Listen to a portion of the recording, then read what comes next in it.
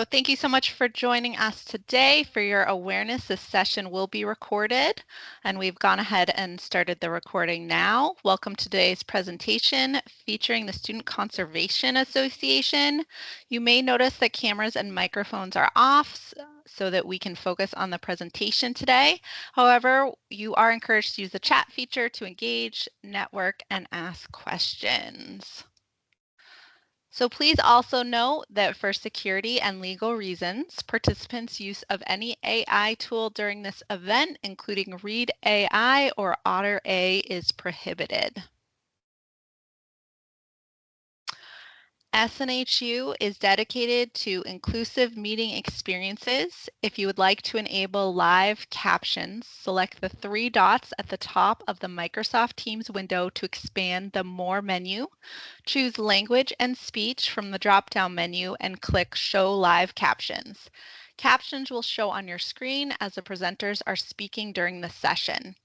We are also presenting using PowerPoint Live, which means that you can click any hyperlinks live in the presentation.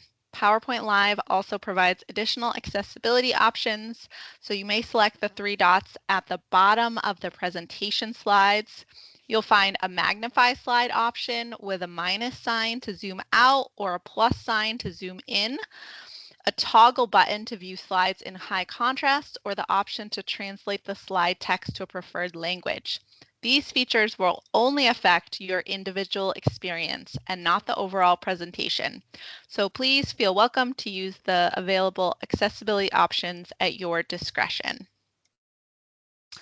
Individuals with accessibility needs requiring accommodations may reach out to the following resources.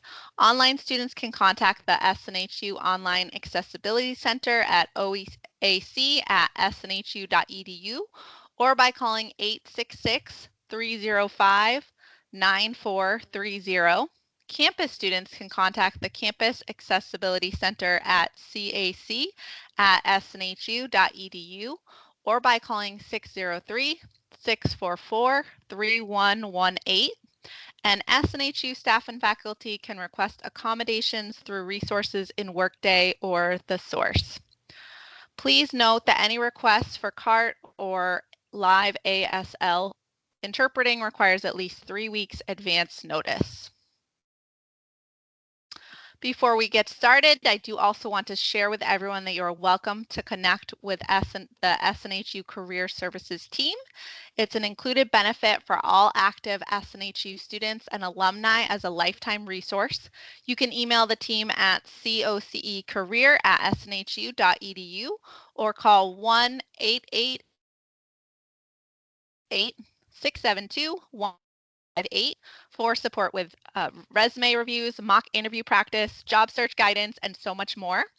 You can also visit the SNHU Career 360 page and engaging self-service career resources provided by the SNHU Career team. So make sure to also take advantage of possible connections available. Extensive network available to you as an active SNHU student or alumni, including the Handshake Career Platform, SNHU community, LinkedIn community, the SNHU Career YouTube page, Facebook, Instagram, and the SNHU Career X account. Also, be sure to check out SNHU Connect. SNHU Connect is our internal student networking platform accessible through My SNHU.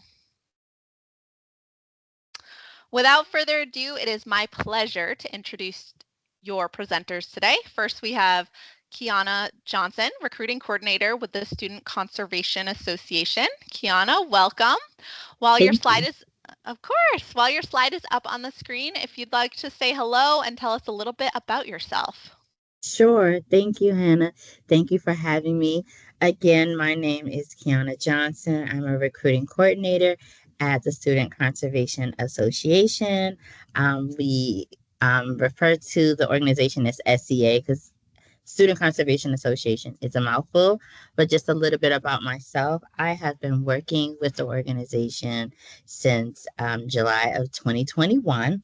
I started off as a recruiting assistant, supporting our department with all tasks related to recruitment, whether it's posting positions or helping with phone screenings. And then I was promoted to a recruiting coordinator where I have my own portfolio where I am sourcing candidates, posting positions, editing, consulting with hiring managers about candidates who look good for the role, sending them over, up into including phone screening and extending offers upon the approval of the hiring managers.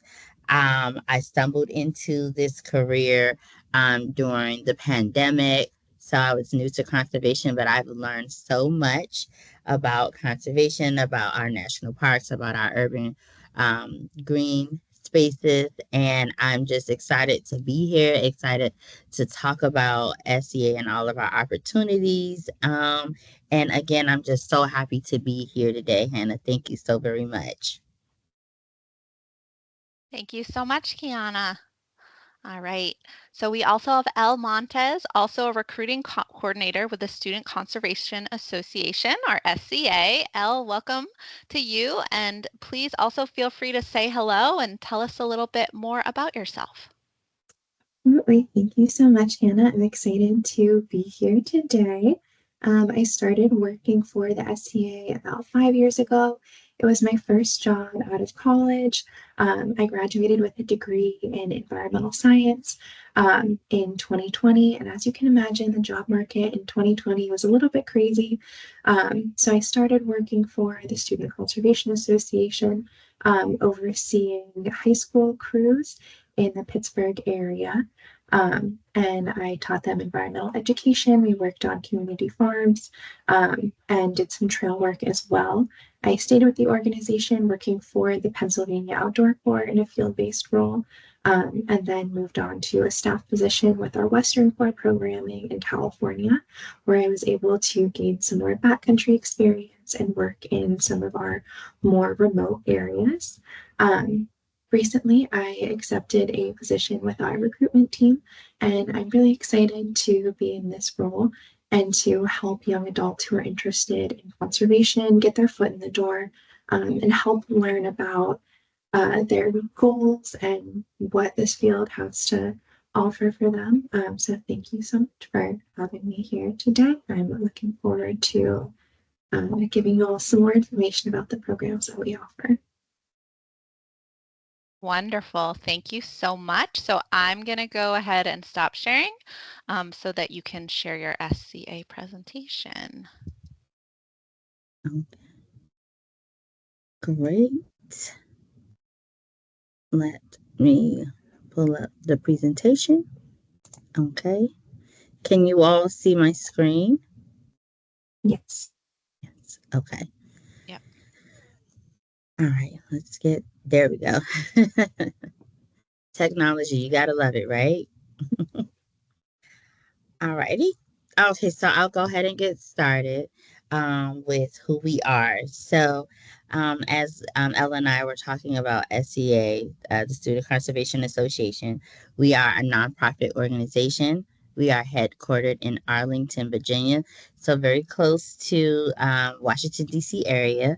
And we are the largest provider of hands-on environmental conservation programs for youth and adults, and we are definitely, our mission is to generate the next generation of outdoor enthusiasts and stewardship for those who love the communities that we currently serve. We were actually founded back in 1957. Liz Putnam is our founder, and she started the organization with the idea that people were literally loving our national parks to death. And so she said we needed people to come in and be able to help keep and restore and conserve these national parks so that people can, enjoy them and visit them, because we all love to go outdoors and do those things. So now we are not just loving them to death, we're taking care of them. And so we're really happy that she did that. So we've been in business for almost 70 years. So we're really excited. And so um, just really happy to be a part of this organization. So I want to talk about some of the numbers about our impact here at SCA.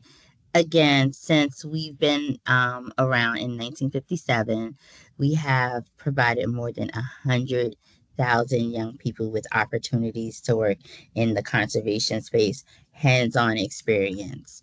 And if you look at some of our numbers, just recently, since last year, we've had over 2,000 members in the field. And I can do you one better. Last summer, our recruitment season, we put about 1,400 members into the field. So we have so many opportunities for people to be able to go outside and get their hands dirty and to help clean up things and just beautify everything outdoors. So if you love working outside, these are the opportunities that you really want to take advantage of. If you look at the numbers, our total hours of conservation service is 1.2 million. And just so that you all know, I was very excited to read these numbers because when you're behind the computer all day like myself, we don't get to necessarily see these numbers and know what's going on. So I was really like taken aback by all of this. Over 14,000 trees have been planted, over 1,000, almost 2,000 miles of trails that have been worked on and built and improved for people to be able to go outdoors and enjoy them. And just all of the numbers has just been really impressive for me. So I'm not sure if Elle, if you've known these things, but once I looked at it, I was like, our marketing team is awesome for getting these numbers together for us. But just to kind of let you know the kind of work that we do.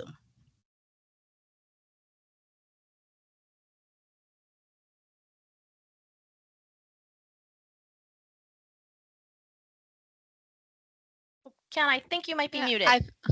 Yes. Yes. Okay, there we go. It popped up and it said I was muted. So Oh, sorry. thank you. So more numbers, but for me, the number that really stood out on this page for me was the 93% about those who are knowing more about working in the conservation field.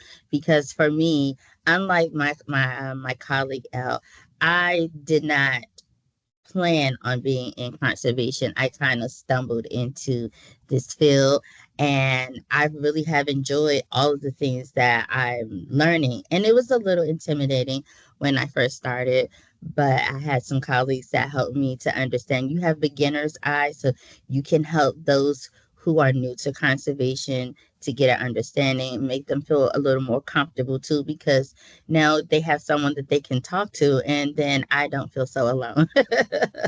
But the numbers again just are really great, and this is such a great organization for us to work, and for anyone who's in the environmental science field or any of those earth science fields. This is a great opportunity because we just have over, like it says, 346 sites across the US that range from Alaska down to Hawaii over into Florida, and we're all over. So, just a lot of opportunities for those who are interested in working in the great outdoors. Yeah. Hmm. Okay, there we go. And so now I'm going to go ahead and hand this portion over to Elle. She's going to talk about our programs. Thank you, Kiana. Mhm. So we have a ton of different programs that we offer within SCA. If you look at our career site, it might be a little intimidating first off. You might be saying, what are the difference between all of these different positions? So we hope that gives you a little bit of insight as we talk to you a little bit more about the programs that we offer. So first off, we have our urban green crews, and this is actually how I got my start within the SCA. As a leader for an urban green crew, you lead high school age youth in different conservation projects. So maybe you're planting trees, working on community farms, urban gardens, improving trails or wetlands. They do all types of projects, and there is a huge emphasis on environmental education and job readiness. So teaching these young adults sharing your knowledge in conservation and helping them gain an understanding and a passion for our outdoors. We also offer national crews. which is again for high schoolers. So your students may be interested in leading these crews.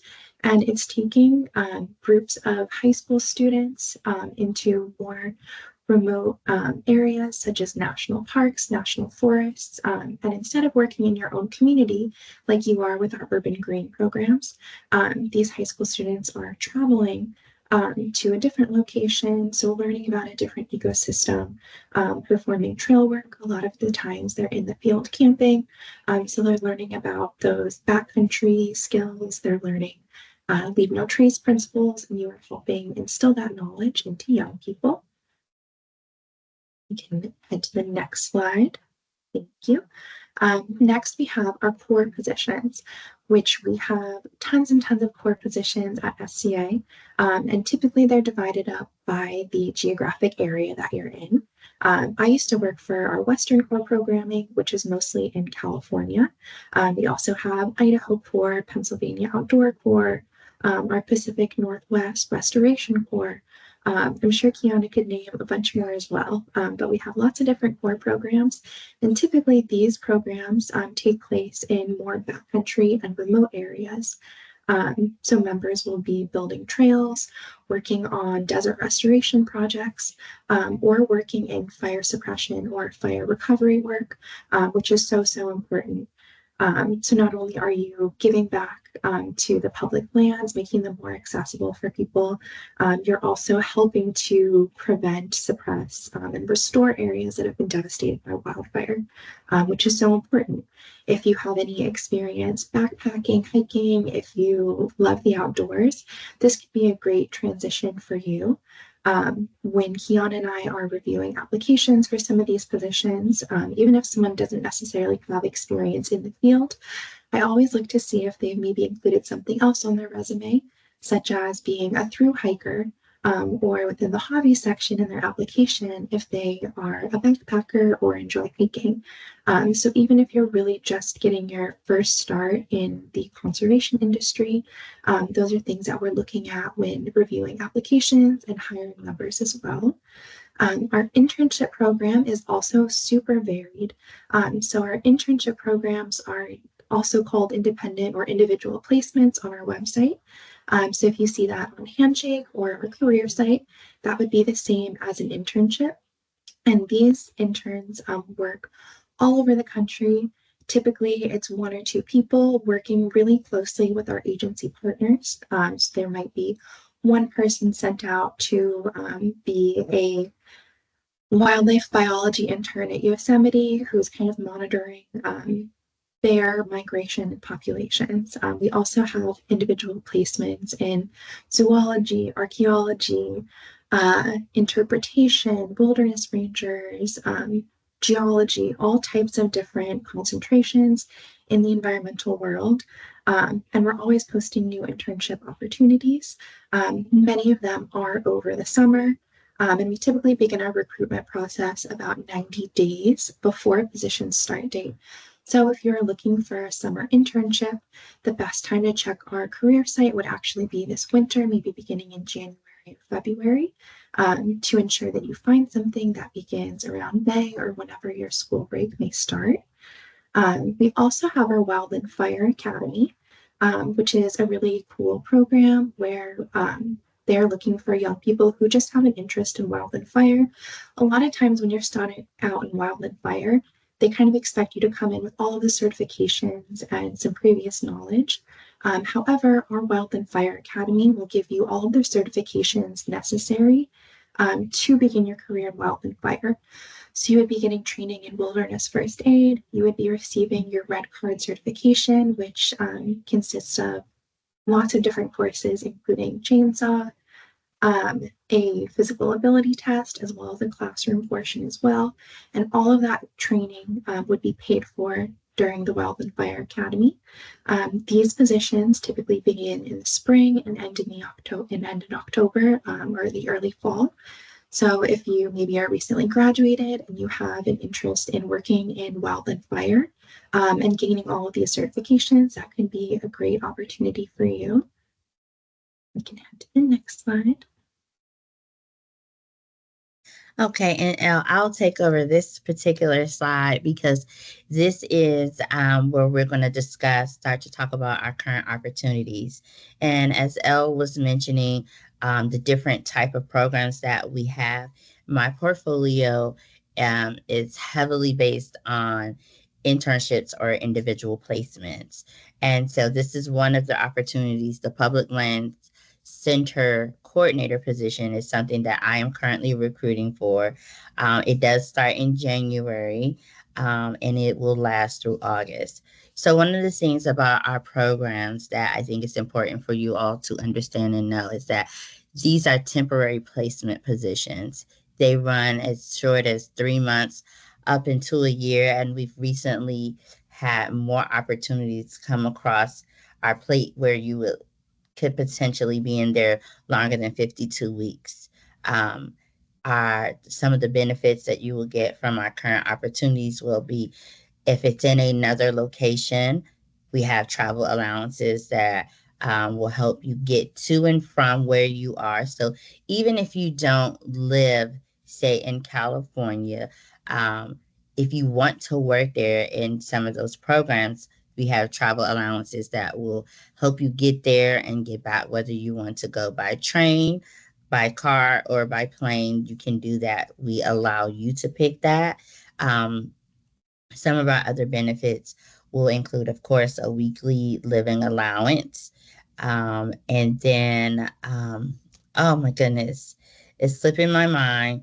But when you're looking at our positions, this is just a snippet of what it is. And just a very little snippet of what the opportunity entails. But the benefits will be listed to let you know, like if it has the travel allowance, if there is a commuter allowance, because sometimes we have commuter allowances. Those are heavily attached to our urban green programs more so than say any position that's rural, because if it's rural you're probably going to be staying there and not necessarily leaving and coming back. And then so I tell all of the interested candidates to read through the entire job description because it'll let you know everything that you need to know about the benefits. We typically always have a start and end date. A lot of times, our programs have flexible start and end dates because if we're looking for the right candidate and we haven't found them, then we'll push the position. Or if there are things that happen with our agencies that we're partnering with, that we don't necessarily at SCA have control over, that could help change the dates as well. Like this particular position right here, it was slated to start in October, but because a lot of things are going on with the federal government right now, things are being pushed and delayed. And so this was one of my opportunities that they made a decision to say, hey, we're going to actually start in January and we'll run it through August instead of October through April. But when I'm looking, like Elle mentioned earlier, when I'm reviewing candidates, I'm looking to see the schooling, the type of background, the type of jobs that you have, the things that'll make you an ideal candidate for me is please let us know what you're doing in the hobbies and your interests because we look there a lot because it's not really common all the time to be able to go out and get a job where you're going to be working in the parks the way that we have these opportunities readily available. But we look in those sections to see, are you working outdoors? Are you using your hands? Do you know a lot about gardening? Because we have opportunities that talk about invasive species removal and things of that nature. So if you're a person that gets your hands dirty, we can see that and we can tell by not just what you've studied in a classroom setting, but also some of the things that you do in your personal life that will help kind of shape you into an overall ideal candidate for us. And I think the next opportunities are. Oh, Kiana, I think you're muted again for some reason. I keep doing that for whatever reason when I go to the next slide. Please forgive me. All right, so I'll let Elle talk about these, the next two opportunities. Thank you, Kiana. That was really important information to mention about a lot of our programs and reading the job description fully because some programs are, you're giving back to your local community and other positions encourage you and will reimburse you for your travel as well. This would be one of these positions. It's located on the Moody Forest Preserve in Georgia. I'm the recruiter for all of our fire positions currently, and we have a ton of fire positions coming up. It's kind of our fire recruiting position. A lot of them begin in January or begin in the spring. So, as part of this position, you would be a member of a four-person team working with our partner agency, the Nature Conservancy, to conduct different firefighting responsibilities. As part of this position, like I said, all of the training would be included as it is with our Wildland Fire Academy, although this position isn't a part of the academy specifically. So you would be receiving your red card and wilderness first aid training, as well as chainsaw training as part of this position, which are really great certifications to get that can easily transfer to anywhere else in other environmental fields, even if you decide that you're not interested in pursuing firefighting after a position like this. So there will be prescribed burning and fire suppression as part of this position.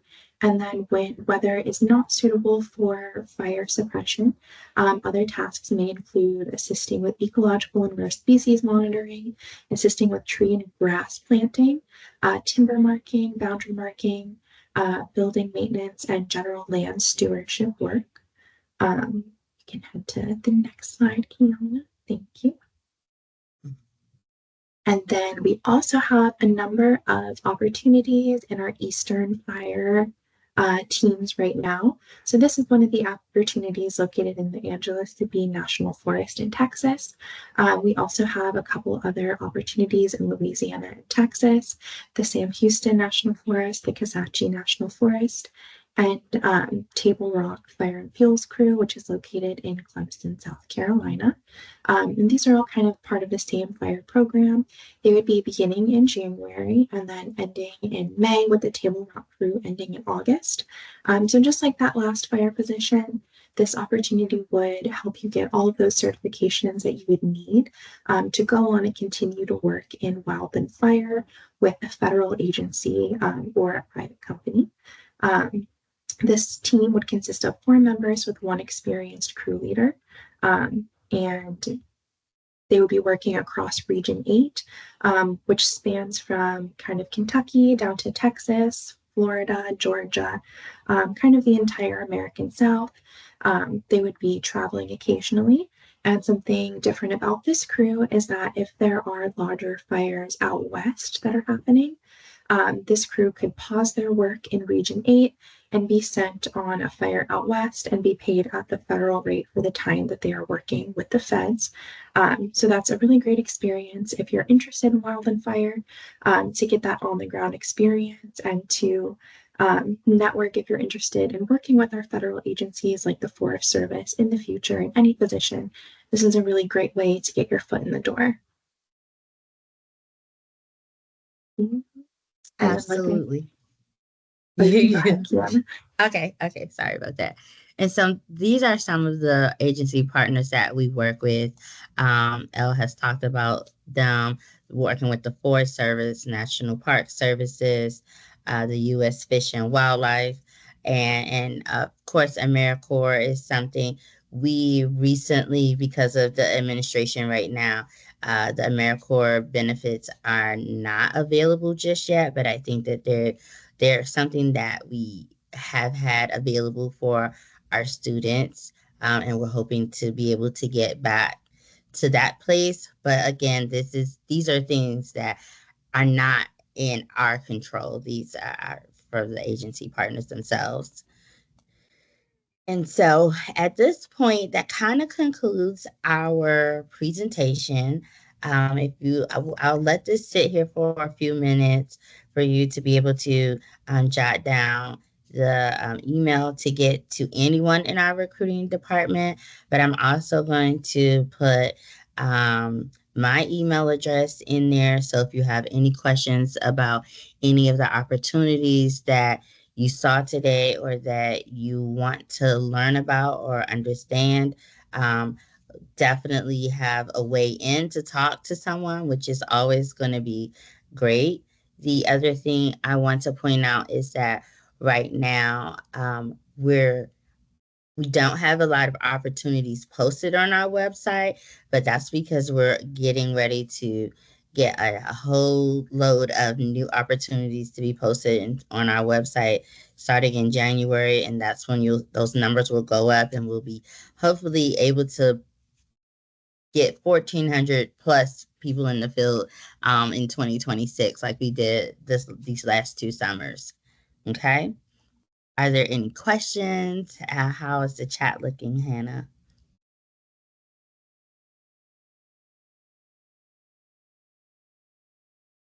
All right. So I think a couple folks had trouble getting in and said they would watch the recording for any pieces they missed, but we're so happy to have them here now.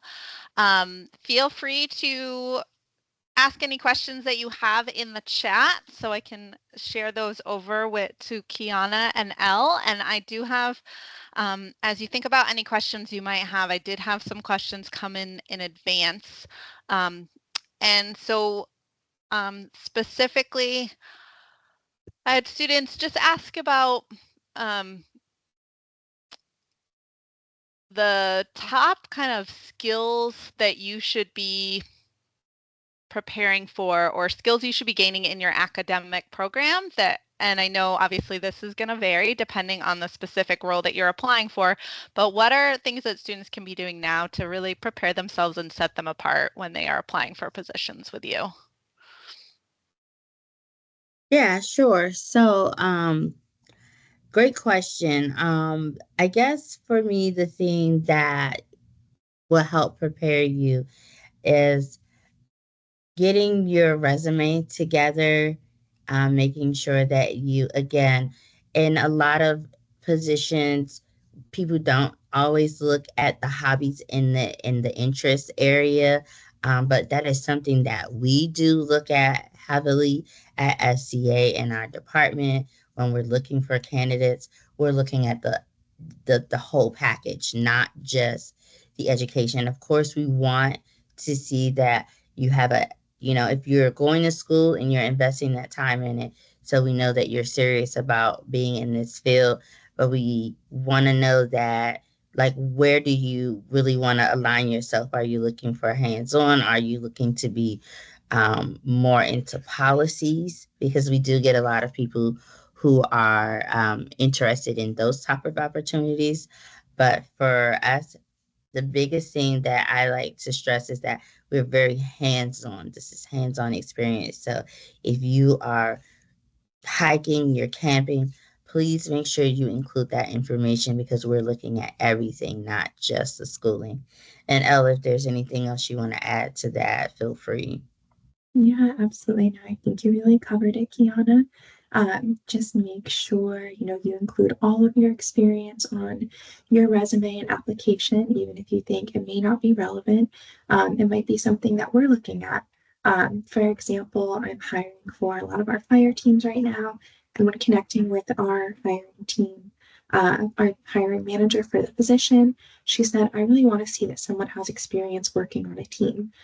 So it doesn't matter if it's you played basketball your senior year in high school. I see that you've been able to work with others and connect with them on a team. So things like that are really important.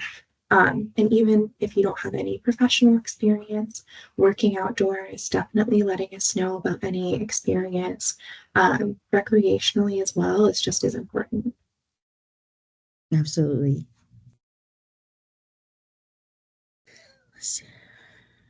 That's great. Thank you. I love the idea of making sure to incorporate hobbies and those experiences that you have that are going to be relevant for the role.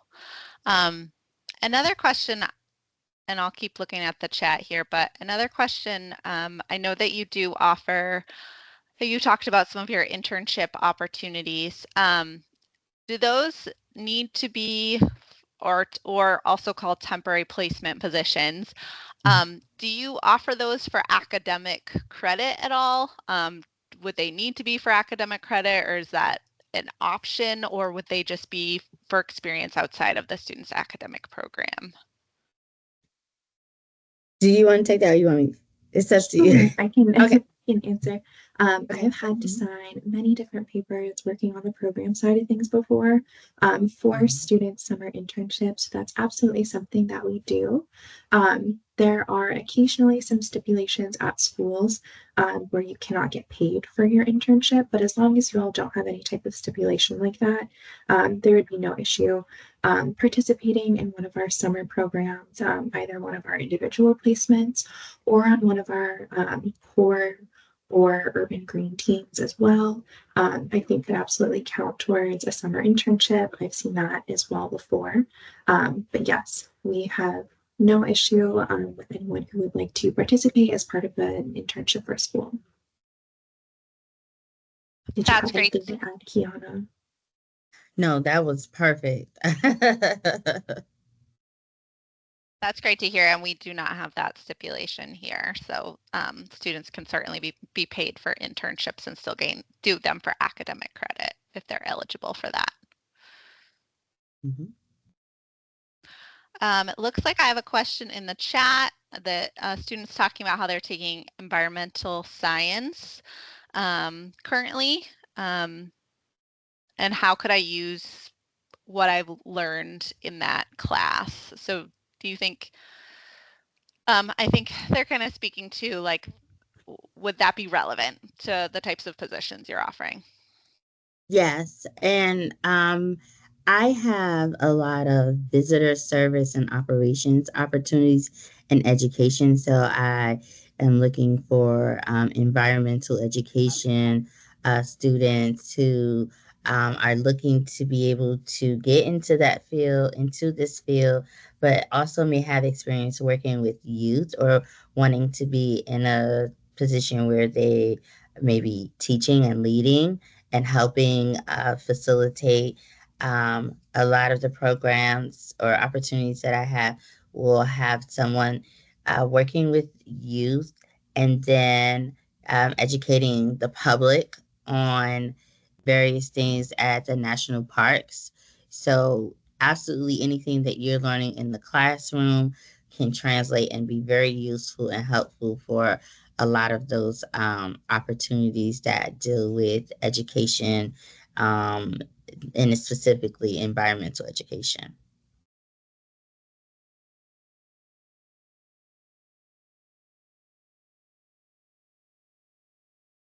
Thank you so much, Kiana. Yes. And then it looks like there's a question about a certification in the chat. Let me see here. Okay, so we had a question about whether you're able to help. It looks like it's the HAZWOPER 40-hour training certification. I'm majoring in environmental science with a concentration in data analytics. And it looks, I just did a quick Google search on that. It looks like it's related to OSHA hazardous waste operations and emergency response standards. So whether any of your opportunities relate to that. I have not seen any of my opportunities in my portfolio that would offer that certificate. Have you, Elle? I have not either. All of the positions that I hire for have to do with trails, recreation, fire, and access to nature. So I'm not sure that would fall under my portfolio, but it's not outside the realm of possibility. Yes. Okay. And I see there was another question that came in through the chat about opportunities that will allow you to be at home. So we do have opportunities that can allow you to kind of go to work and then come home. You would have to, when you're looking on our website, you can look at opportunities based on where you are geographically located. And so I know that we have opportunities like I live in the Washington, D.C. area, so we have opportunities that will allow you to be able to go into the field and come home in the Washington, D.C. area. I believe there are some in my portfolio for um, in Pennsylvania, New York, and New Jersey, the Bay Area as well. Those are the ones that come to mind for me.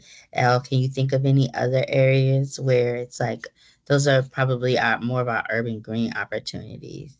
Hmm. Yeah, I don't hire for our New Hampshire core. So I'm not sure if it's a residential program or not, but I know that would be more local to all of you on this call. Our headquarters actually used to be in Charlestown, New Hampshire, if you all know where that is.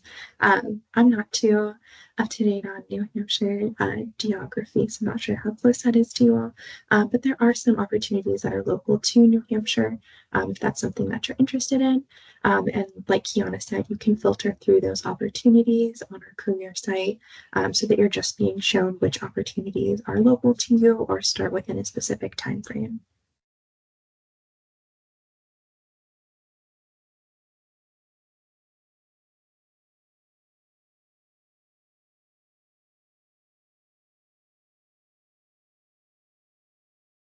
And it looks like since we do have students, some students are certainly here in New Hampshire on campus. We do have other students who are located really everywhere just with our online program. So it looks like folks are just asking about South Carolina, Colorado, and Kiana put in here the website so folks can just look specifically on there to see the opportunities that might be in their area. Yes. I'm trying to think if I know of anything in currently in South Carolina, but I do think that we've had opportunities there in the past. Again, this is more of our slower time, but we like to let people know to constantly visit our websites because we're getting new opportunities on a weekly basis that we will post to our website. And again, um, our largest recruitment season is get ready to start in January.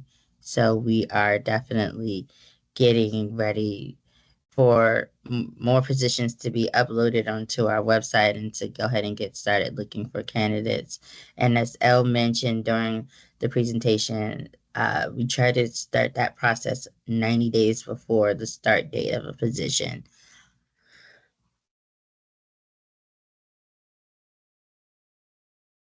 And I just dropped a current opportunity in Clemson, South Carolina in the chat. There's a little bit of information on it on the poster, and then if you scan the QR code, it'll take you right to apply to it on our career site. Thank you so much, Elle. Elle is great, you all. Like, I love working with Elle. She comes from the programming side. She was in the field, and now she's in recruitment. So, Elle is just a really great person to have as a colleague. So, yes. Um, we do have opportunities near Seattle, Washington, because that is in my portfolio. We don't have anything currently, but that doesn't mean that we won't have anything coming up. So I did include my email address. So if when you're you can just reach out to me, send me an email, and then we can continue the conversation. And as soon as I hear about any of those new opportunities in the Seattle, Washington area, I will definitely be able to send you an email and send over that opportunity.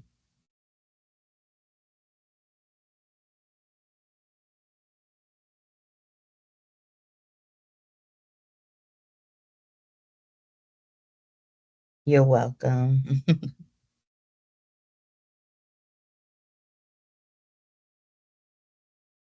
Absolutely. I'm trying to think, is there something else?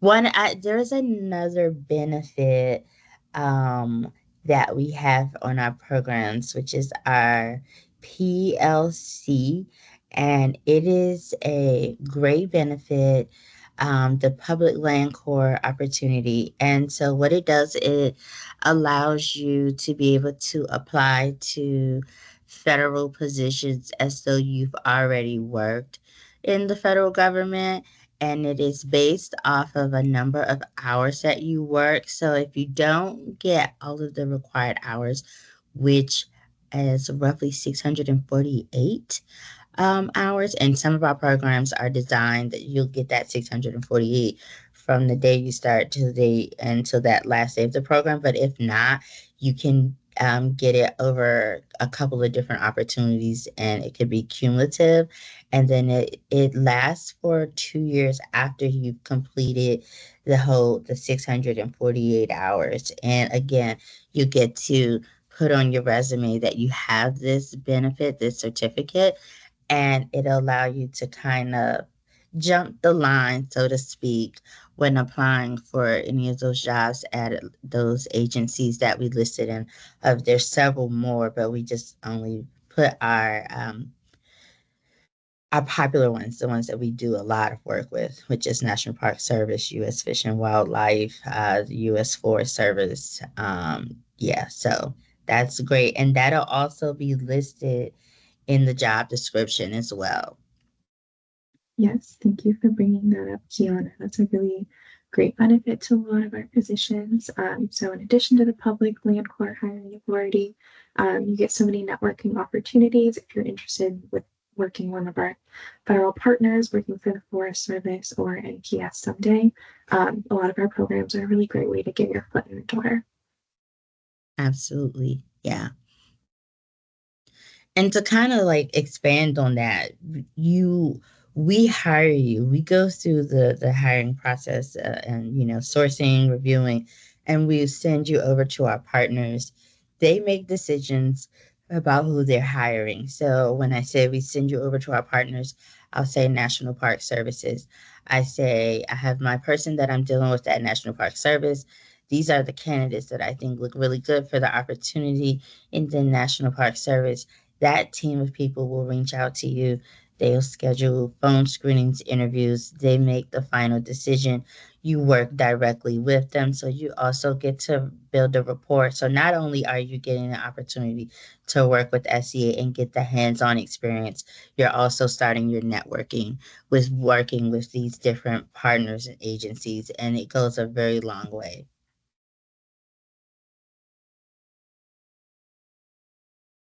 I see a question about internships competitive. Um, we don't always require you to have hands-on experience. One of the things that we are looking to do is to help bridge the gap and help get people into the industry. So we're not always looking for someone who has done so much work in the field already. We do like to get people who haven't necessarily been in the field, but again, that's where having your resume completed that shows the whole candidate is very important. But we're looking for entry level for most of our positions.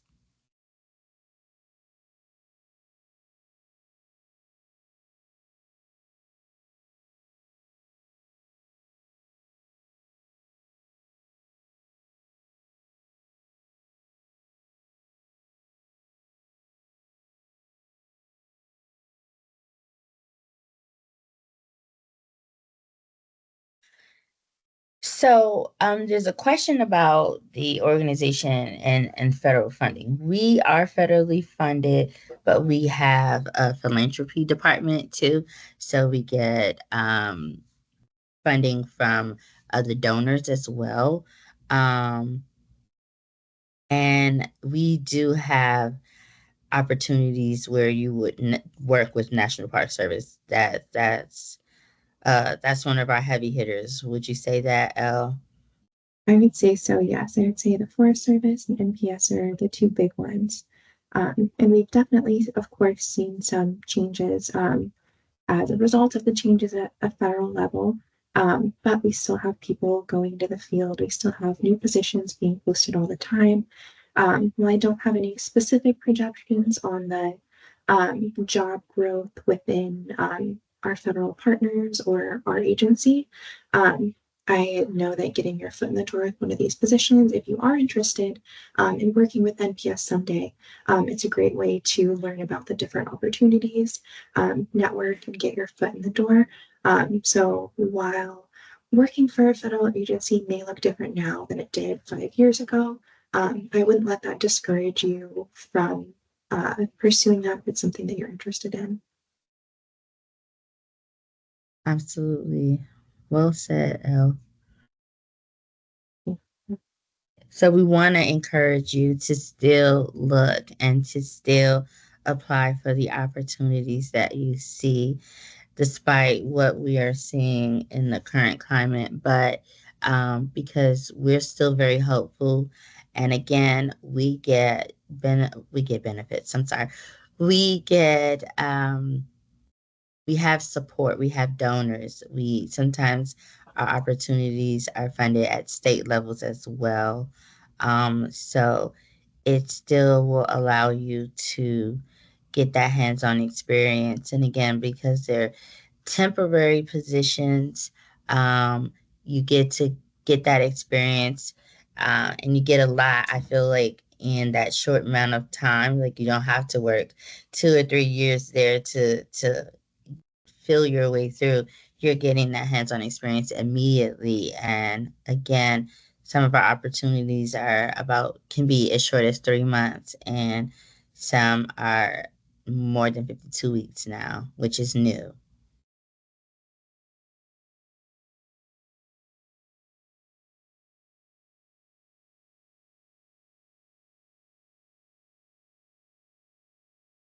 Yeah, I like what you mentioned, Kiana, about some of the positions being shorter term. It's kind of a great way when you're just getting into the field to try out some different things.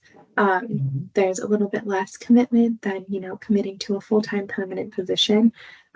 Trying something out for 3 to 6 months, and then deciding if you like it and want to pursue it.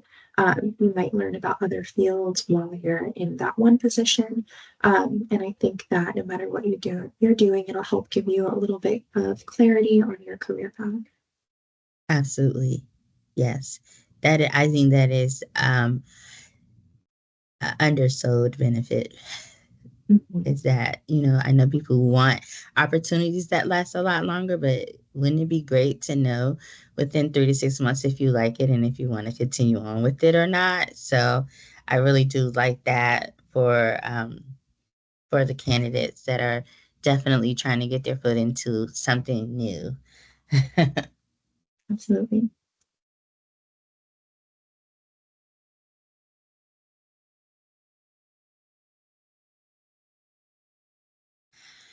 So, Mary, yes, I've had a couple of candidates actually who have spoke to me about, being a single mom and needing to be able to be home, to as a sole provider. And so we do have those opportunities. Um, there isn't a rhyme or reason to when they are available. They just kind of happen. I know that this past summer we had some opportunities, um, that were a little bit of being in the field and being in the office, and they were short term, but they definitely allowed for someone to be able to go to work and then come home and be with their family. And so it if you're concerned about that, I still encourage you to check out our website. I encourage everyone on the call to put in an application for the job that they see, even if you have questions, because what I don't want to see is people reaching out and saying, hey, I like this, but I have all these questions. Apply anyway and ask those questions after you've um, applied, because what I want to do is be able to get your resume, your application in front of a hiring manager and then and we could be having those conversations in the meantime. So always apply, always just keep applying, keep looking. Anything that you see, apply to it if you like it. And I see your follow-up question, Mary. And I wanted to speak a little bit about that because that's kind of how I started out in SCA. I started out working shorter term assignments where I was working for about 4 to 5 months at a time. I would have a break and then I would work for, 4 to 5 months at a time again. And that while it wasn't necessarily ideal, because I, was a recent grad and I wanted a little bit more stability, getting that on the ground experience and learning about our different programs, it did help get me to the place where I am now. I recently had a child, which is why I moved into the recruitment department. As much as I love being out in the field, I decided it was no longer necessarily aligned. I wanted to be home every day at 5:30 and be able to be with my child. So definitely, if you're interested in working in conservation, I wouldn't let that, those shorter term assignments discourage you. We do still have positions that are also open for a year. And then, depending on the experience that you get and the connections that you make, that can definitely help you land a longer term staff position. Like Kiana mentioned, we also have, our recruitment team, we have our program team, we have, permanent full time staff positions as well. I remember when I first graduated college and my advisor asked me, well, what are you doing after you graduate?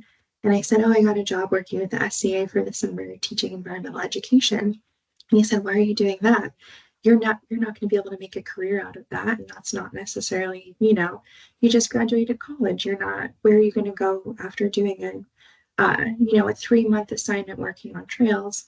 But I've been able to make a long-term career out of this, and one that is rewarding and makes me feel like I'm still, participating in the important work that our crews are doing, and, getting all of you in the field to, do this important work, and meet and talk to people. I love being able to offer jobs and give people this opportunity. So there's definitely room for advancement in this field as well. And just to piggyback off of that, Elle is just one of many who have had that same story, that we've worked with. So there's people in programming that I know when I was on the staff side of recruitment, that I know that they had been working in these temporary positions, and they would get them and they would, this one is ending, I'm looking for the next one. And so they get that and they kind of just like have a few months on, a few months off. And then we had a position within the organization on our staff side, and they have that experience that we're looking for, and they get to transition into these roles that are, might provide the stability that you're looking for.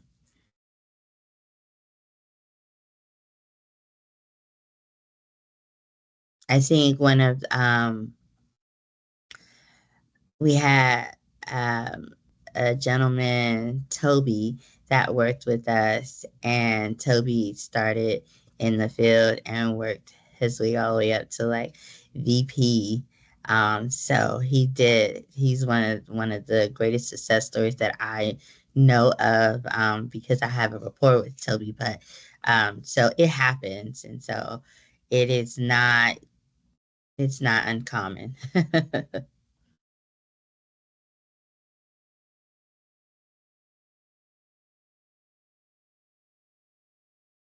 Well, we are just about at time. Thank you so much, Elle and Kiana, for the wealth of information that you've shared today. It's been so helpful. If anyone wants to reference the recording at a later time, it should be available within the next couple business days on our SNHU Career YouTube page. So Kiana and Elle, anything you want to add before we wrap up our session today? I just want to encourage everyone to take a look at our website. If you have questions, you have my email address. You can reach out to me directly. And thank you, Hannah. And I don't think that Dana's on here, but thank you for reaching out and inviting us. I'm so happy to be able to talk about SCA and the work that we do. And hopefully, we'll get to be able to talk to some more people and keep working towards that next generation of conservation specialists.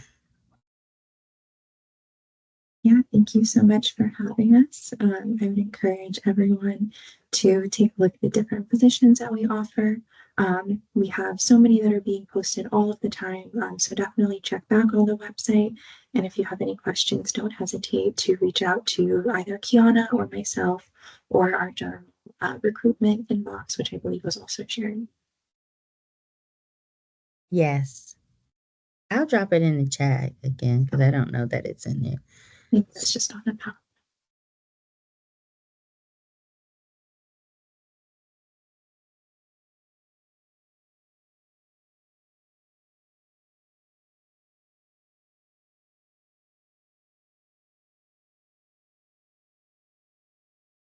Wonderful. Well, thank you so much again, Elle and Kiana. I really appreciate your time today, and I hope that everyone has a great evening. Thank you so much. Thanks. Thank you Bye. all. Thank you. Bye, Take everybody. care. Thank Bye-bye. you.